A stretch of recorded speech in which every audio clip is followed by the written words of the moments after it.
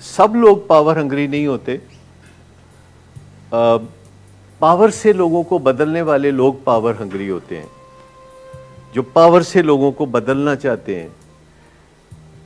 आप माशाल्लाह पढ़े लिखे हैं सारे, और आप जानते होंगे कि दुनिया में पैगंबरों को गुमराह करने के लिए शैतान आता था और कहता था कि मुझसे पावर ले लो, और वो इनकार कर देते थे कि हमें पावर नहीं चाहिए, हम बात को अच्छे तरीके से समझा के लोगों को कायल करेंगे।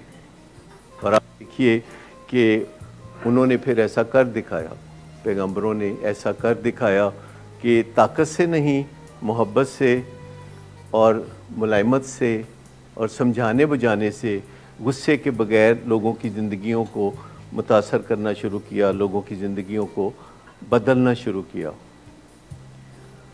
और सिंपल सी बात है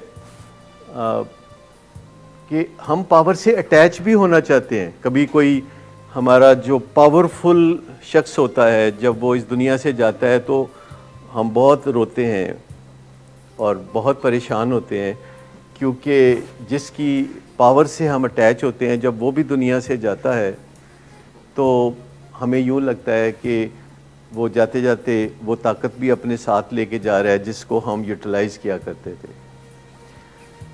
दलाई लामा का आपने नाम सुना होगा। जब दलाई लामा मरने लगा तो उसके इर्द गिर्द जो उसके मॉन्क्स थे, तो उन्होंने बड़ी आहो-बका करनी शुरू कर दी और बहुत रोना शुरू कर दिया। तो दलाई लामा ने कहा कि तुम मेरी पावर की तरफ मत देखो, तुम अपने अंदर चिराग पैदा करो, क्योंकि ये जो मेरी पावर है ये तो एक दिन जानी ही थी।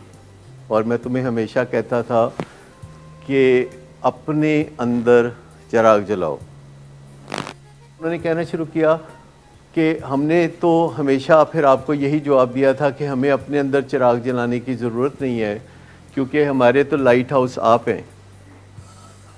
तो उन्होंने कहा देखो, मैं तुम्हें कहता था ना कि मैं एक दिन चला जाऊंगा, और जब मैं एक दिन चला जाऊंगा तो तुम्हें फिर मेरी रोशनी मैसर नहीं होगी, फिर तुम्हें अपने अंदर ही एक चिराग जलाना पड़ेगा। और ये जो एडिक्शन टू पावर है ये एक पहलू है, और ये जो एम्प्टीनेस है ये दूसरा पहलू है। क्योंकि जो एक एंड पे आप काम करते हैं तो फिर आप दूसरे एंड पे काम करते हैं। यहाँ जो आपसे बातचीत की जाती है अक्सर सोल सर्चिंग के लिए कहा जाता है। अक्सर आपको कहा जाता है कि अच्छा अपनी शेम हील करो, चलो कोशिश करो कि जब तुम तन्हा हो तो अपने आप से पूछो कि तुम कैसे आदमी हो, तो आगे से जवाब आए कि यार तुम अच्छे आदमी हो। ये हमारी बिगेस्ट रेमेडी है। ये बिगेस्ट रेमेडी है कि जब हम अपने आप से बात करें, तन्हा हों और अपने आप से बात करें और अपने बारे में हम राय मांगें, जो कि अक्सर मेरे अंदर मौजूद होती है लेकिन लफ्ज़ों में मौजूद नहीं होती, फीलिंग में मौजूद होती है। देखो, फीलिंग में मौजूद होना और लफ्ज़ों में मौजूद होना ज़मीन आसमान का फ़र्क है। अगर हम अपनी फीलिंग्स को लफ्ज़ों में ट्रांसलेट करने में कामयाब हो जाएं तो हमारे बिहेवियर में बहुत ज़्यादा चेंजेस आ सकती हैं। अगर हम अपनी फीलिंग्स को लफ्ज़ों में बदल सकें, अगर हमें बेचैनी हो तो हम लफ्ज़ों में बदल सकें कि ये बेचैनी काहे की है।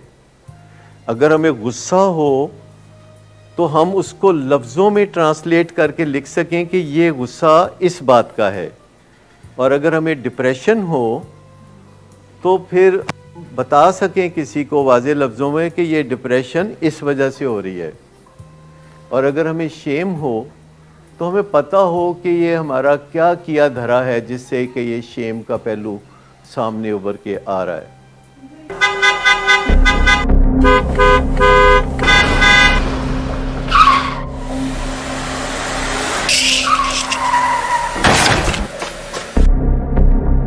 घटिया इंसान, इतनी देर से गेट क्यों खोला?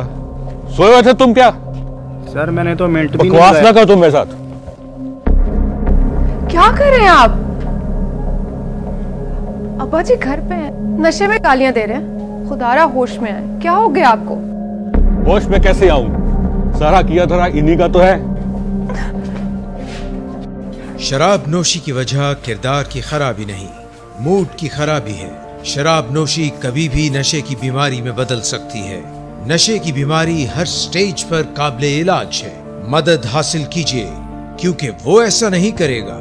विलिंग वेज से मदद हासिल कीजिए, कहीं से भी मदद हासिल कीजिए, लेकिन फौरी मदद हासिल कीजिए।